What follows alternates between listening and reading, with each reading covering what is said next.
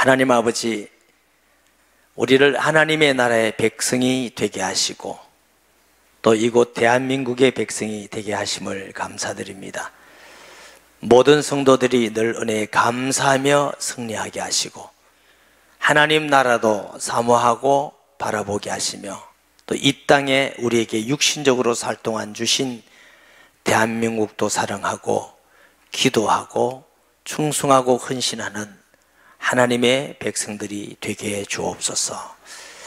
우리에게 귀한 말씀 주시니 감사합니다. 부족한 종 지켜주셔서 하나님 말씀만 잘 수종들게 하여 주옵소서. 살아계신 하나님께 감사드립니다. 영광 받아 주시옵소서. 예수님의 이름으로 기도합니다. 아멘. 기도 중에 말씀을 드렸지만 예수 믿는 하나님의 자녀는 두 가지의 국적을 가지고 있습니다. 하나는 하나님 나라의 백성입니다. 하나님 나라의 시민권을 가졌다. 이것이 우리의 본향이고 본래의 나라입니다. 그러나 우리가 나그네 인생을 살면서 육신으로 살 때는 우리도 대한민국이라는 나라에서 살고 있습니다. 이것도 감사한 일인 줄 믿습니다. 저도 세계를 돌아보면 우리나라에 태어났다는 게 늘 얼마나 감사한지. 만약에 여러분이 아프리카에 태어났다면 아마 얼굴 색깔도 변했을 것이고, 인도나 혹은 미얀마, 태국에 태어났다면 우상 숭배하는 사람이 많았을 것이고, 또 특별히 북한에서 태어났다면 절대로 예배도 못 드리고 굉장히 고통 가운데 살 것인데, 대한민국에 태어났다는 거 감사하면서 사시기를 예수님의 이름으로 축복합니다. 이스라엘이라는 나라와 우리나라가 참 비슷한 게 많습니다. 너무너무 조그마한 나라. 그리고 유대인들도 한국인들도 머리가 참 좋아요. 머리가 좋다는 거. 그리고 외세 침입을 끊임없이 받아왔어요. 우리나라도 늘 외세의 공격을 받았고 참 비참하고 어려운 나라였습니다. 그리고 또 특별히 남북으로 갈라져 있던 나라. 이스라엘은 지금은 아니지만 우리나라는 언제 통일이 될지 모르지만 아직까지 남과 북이 갈라져 있는 그런 상태에 있습니다. 오늘 본문의 말씀은 유대인들이 남과 북으로 갈라져서 북쪽 이스라엘은 아수르에 망하고 남쪽 유다는 바벨론에 망해서 그 후에 그런 것을 푼 가운데 하나님이 에스겔에게 통일을 주실 것을 희망을 주는 메시지입니다. 왜 이스라엘이 남과 북이 갈라졌죠? 다윗 시대에 통일 이스라엘을 이루고 또 솔로몬 시대에도 아주 번성한 시기를 이뤘는데, 솔로몬의 아들 르호보암이 왕이 되면서 이제 정치가 어려워졌죠.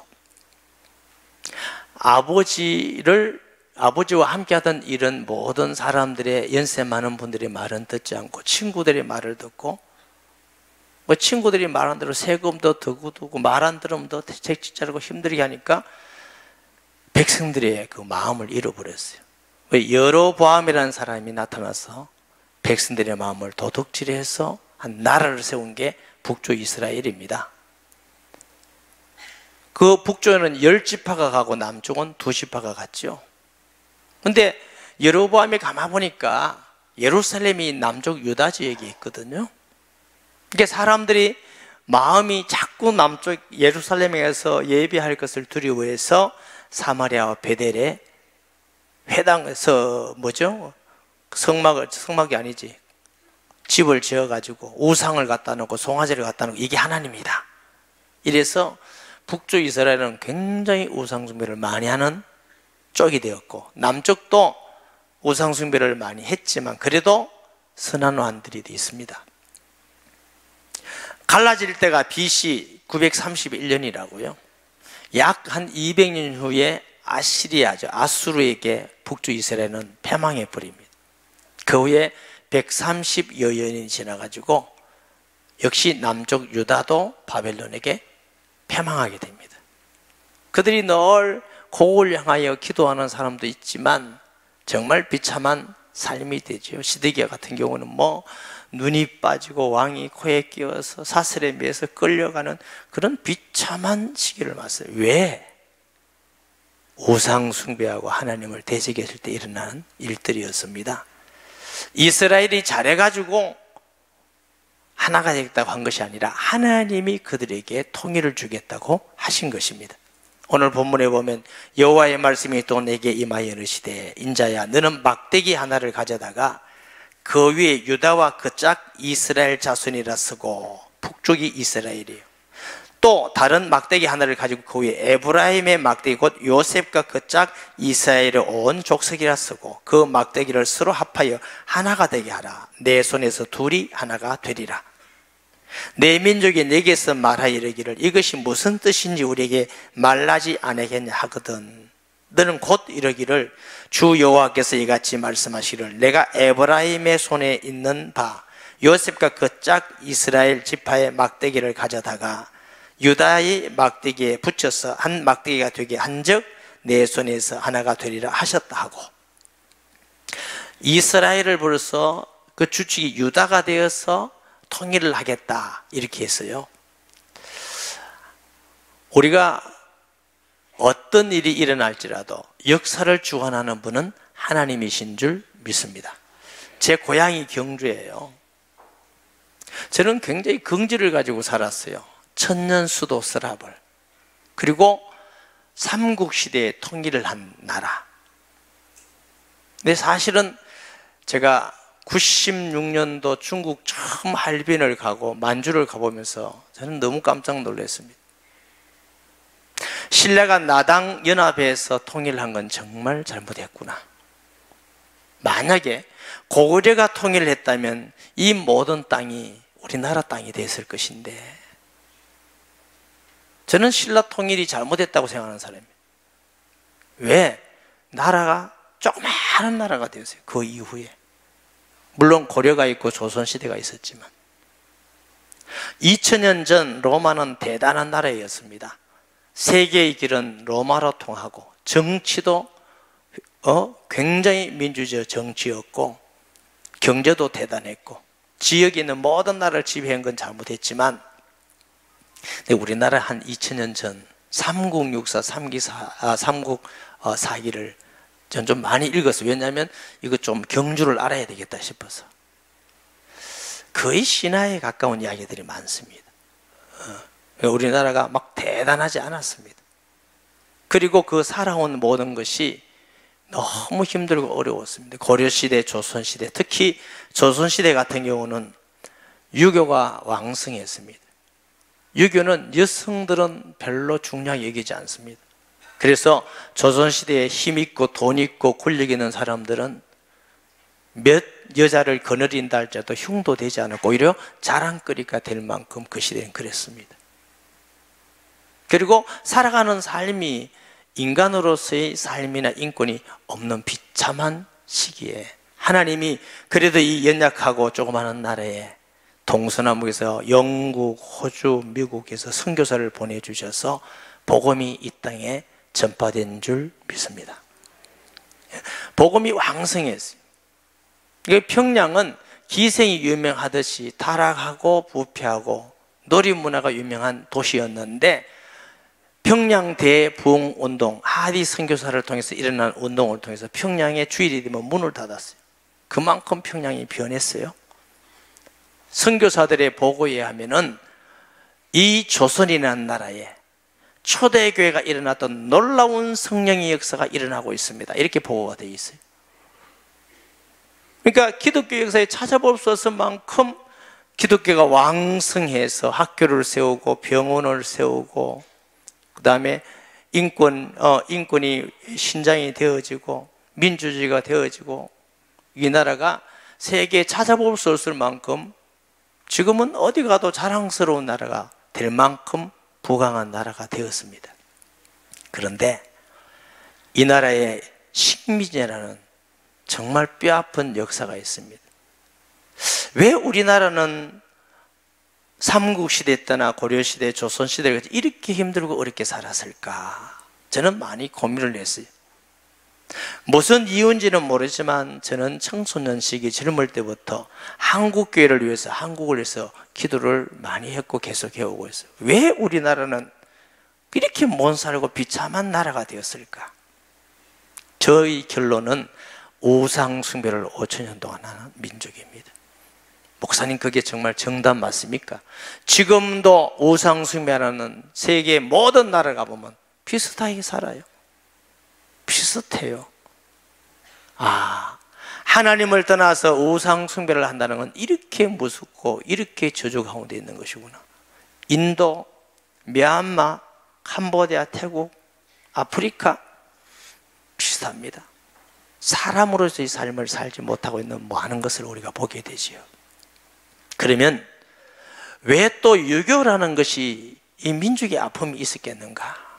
하나님은 이 땅 우상 숭배하는 나라를 그래도 사랑하셔서 긍휼을 베풀어서 많은 선교사님 엘리트들이 와서 살기 힘들었거든요.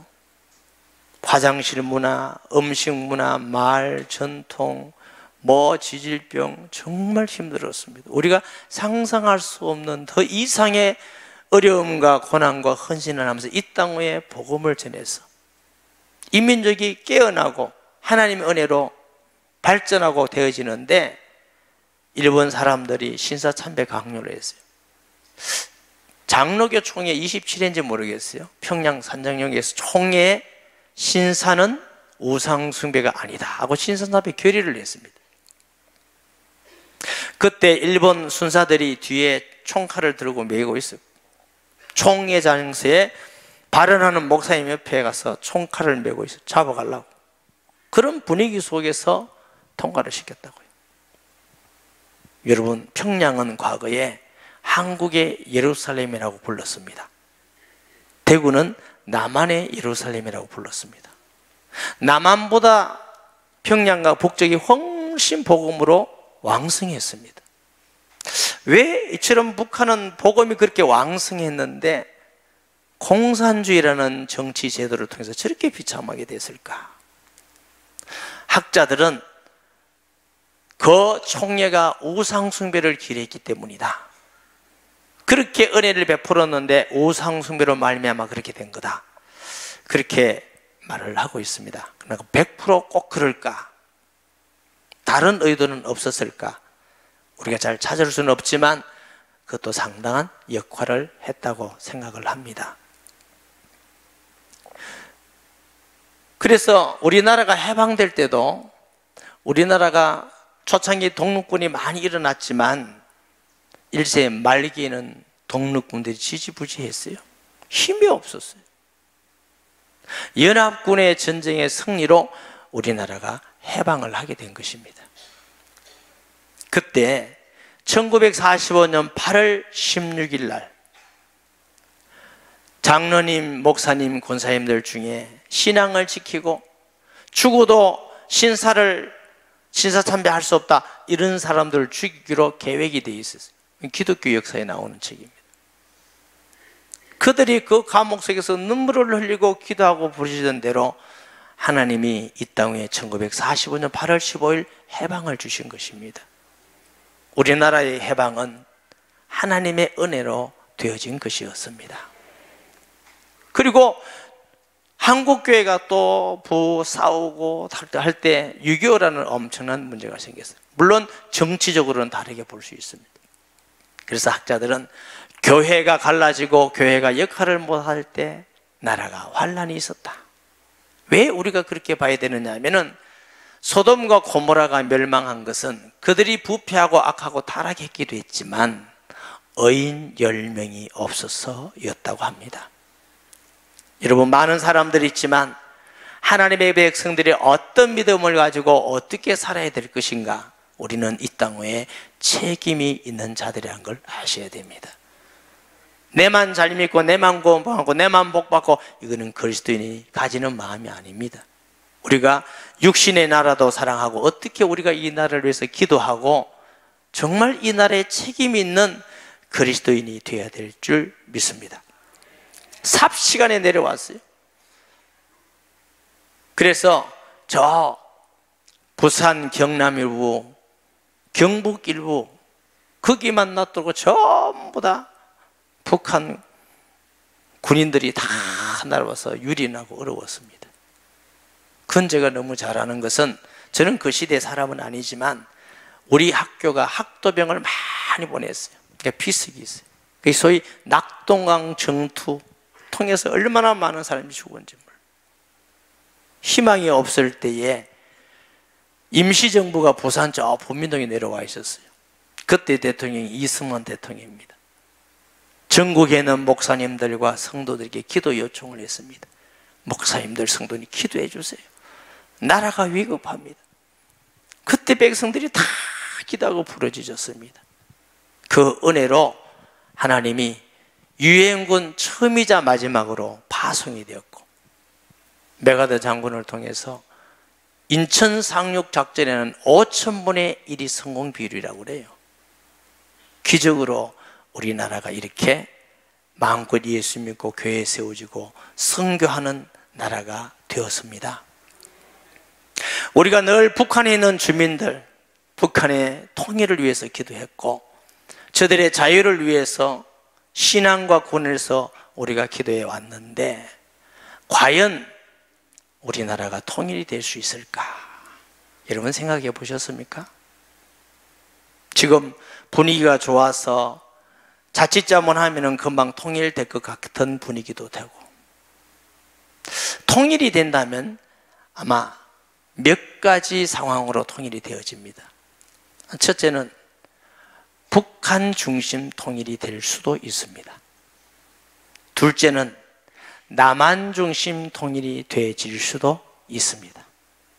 셋째로는 상당한 기간을 거치면서 서로 교제하고 교류를 하면서 평화적 통일이 이루어질 수도 있습니다.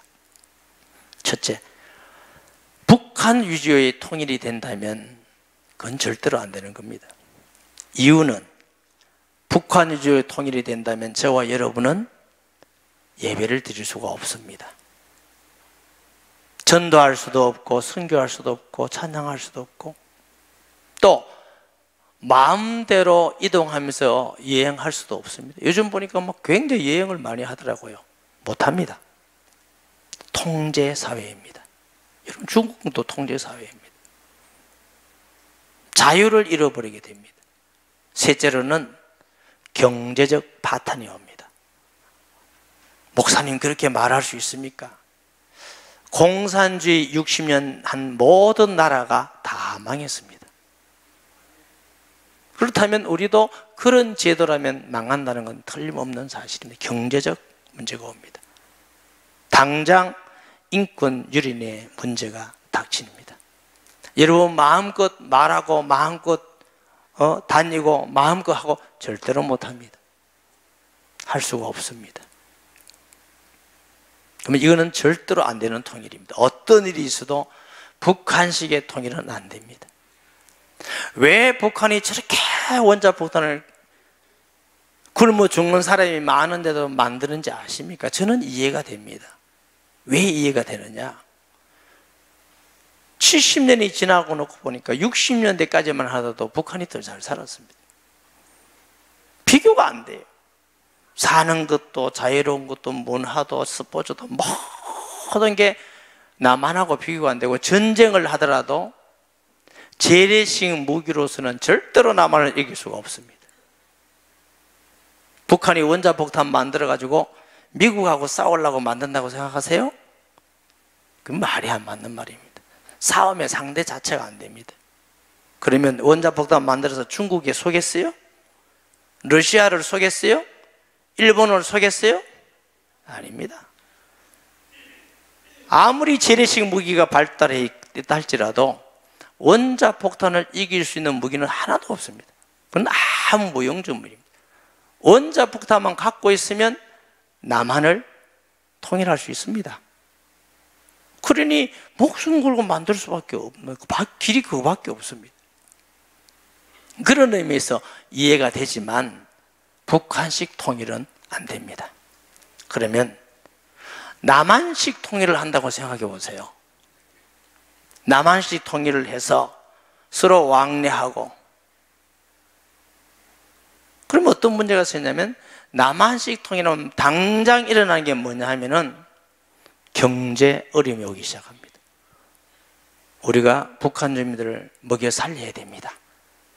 정말 우리가 그런 사랑을 가지고 그런 마음만 있다면 그것도 괜찮지만 그런 백성들이 별로 없습니다. 특히 20대, 30대 초반인 사람들은 통일 싫어합니다.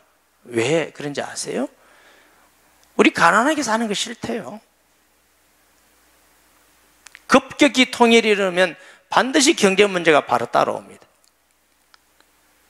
독일, 서독이 우리보다 훨씬 잘 살았지만 동독하고 통일되고 엄청난 어려움을 오랫도록 지금도 겪고 있습니다.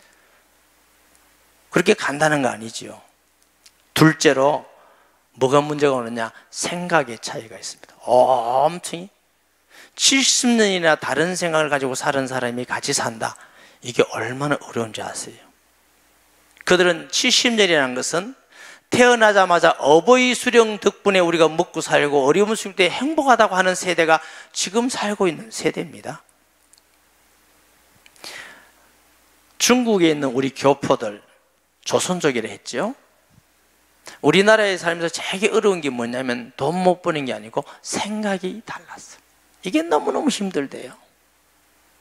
탈북하는 사람들이 한국에 와서 살면은 돈 버는 것도 어렵지만 그게 아니고 더 어려운 것은 생각이 달라서 적응하기가 너무너무 어렵다는 거예요. 그러면 갑자기 북과 남을 섞어 놓으면 그 70년 동안 다른 생각을 가진 사람들이 얼마나 생각의 차이로 대혼란이 오게 되냐는 거예요. 여러분, 엄청난 혼란이 옵니다. 생활과 가치관과 방법과 모든 게 다 다른데 또 그 사람들이 잘못 살고 힘들면 범죄가 일어나지 않겠어요? 얼마나 많은 범죄가 일어날 수 있고 대혼란이 옵니다. 그러면 제 개인적인 생각입니다. 저는 이런 식의 통일이 되면 좋겠다. 김정은이가 정말로 핵을 포기하고 미국과 수교를 하고 대한민국과 모든 나라와 수교를 해서 교회도 세워지고 인권도 자유롭게 되고 경제도 발전하고 생각도 많이 바뀌고 이래서 그것이 10년이든 20년, 30년이든 남한 같은 수준은 아니라도 상당한 수준에 올라갔을 때 통일을 하면은 북한도 충격이 없고 남한도 충격이 없을 거다. 굉장히 줄을 거다. 이런 생각을 개인적으로 합니다. 그럼 통일을 안 해야 되느냐? 통일을 해야 됩니다. 아마 언젠가는 하나님이 통일을 주시라고 믿습니다. 이런 의미에서 남한 있는 사람, 특히 기독교인들은 마음으로 믿음으로 통일을 준비하셔야 됩니다. 문제는 과연 김정은이라는 사람이 핵을 포기할 건가? 그건 아무도 모릅니다. 어제까지 사람을 죽이고 인권을 유린하고 핵 가지고 위협하고 그 위에 있는 정권들도 다 비행기 수백 명을 다 살인을 하고 엄청난 악을 저지르는 사람을 파문점에서 한번 만났다고 귀엽게 생겼더라고. 우리하고 똑같아. 괜찮아. 통일해도 되겠더라. 그렇게 될 수 있습니까? 내 이웃집에 있는 강도가 살인 강도를 하고 도둑질을 하고 이런 사람을 찾아와서 이제부터 내 절대로 안 할 거다. 다 버렸다. 그러면 확실히 여러분 다 믿고 그런 줄 알겠습니까? 우리는 너무 급하게 믿을 것도 아니고 기도하면서 지켜봐야 됩니다. 저는 김정은이라는 사람이 100% 핵을 포기 안 한다 이렇게 꼭 믿지는 않습니다. 가능성은 좀 적다 할지라도 포기할 수도 있다. 왜? 외국에 유학을 했잖아요. 외국 나라를 좀 알고 있잖아요.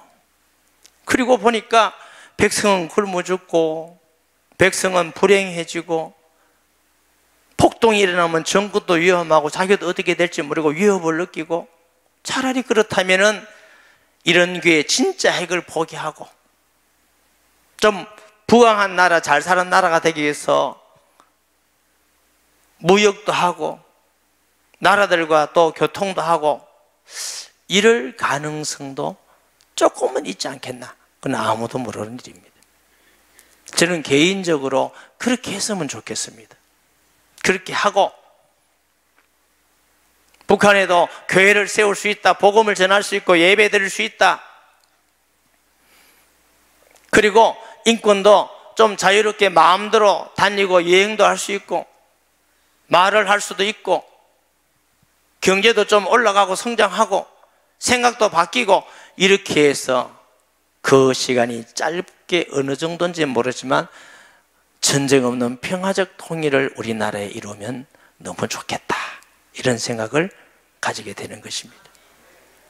아마 이것이 우리 대한민국 사람으로서, 또 우리가 특별히 믿는 사람으로서, 신앙을 지키는 사람으로서 이렇게 돼야 되지 않겠냐. 북한적 통일은 절대로 우리는 될 수가 없는 일이고, 남한 위주의 통일이라도 갑자기 통일에 대해서는 남한이 감당할 수가 없습니다. 힘이 있어야 감당하지. 이런 의미에서 김정은의 마음이 정말 회개를 하고 예수를 믿으면 너무 좋지만 안 믿더라도 백성을 생각해서 정말 핵을 포기를 한다면, 그리고 문호를 개방해서 세계와 교류를 해서 북한 주민들의 생각과 삶과 인권이 변화되어서 어느 정도 되어서 통일하도록 우리가 기도해야 될 일이라 믿습니다. 우리 그리스도인이 이 시기에 우리가 해야 될 일이 뭐겠느냐? 첫째로 믿음이 회복되어야 됩니다. 하나님의 중심은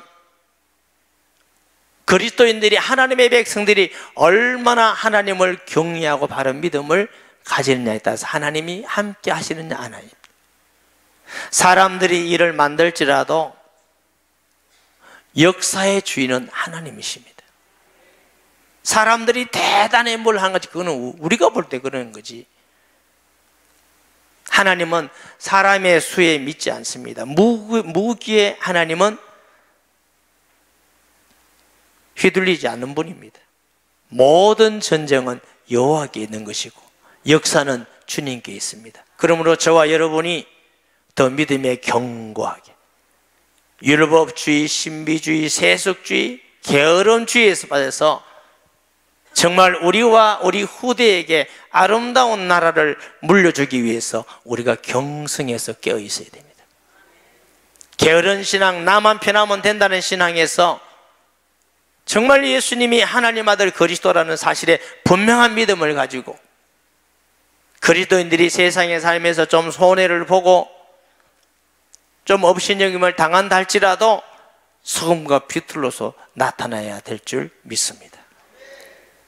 지금은 너무 기독교인들이 세상에서 소금과 비틀의 역할을 하지 못해요.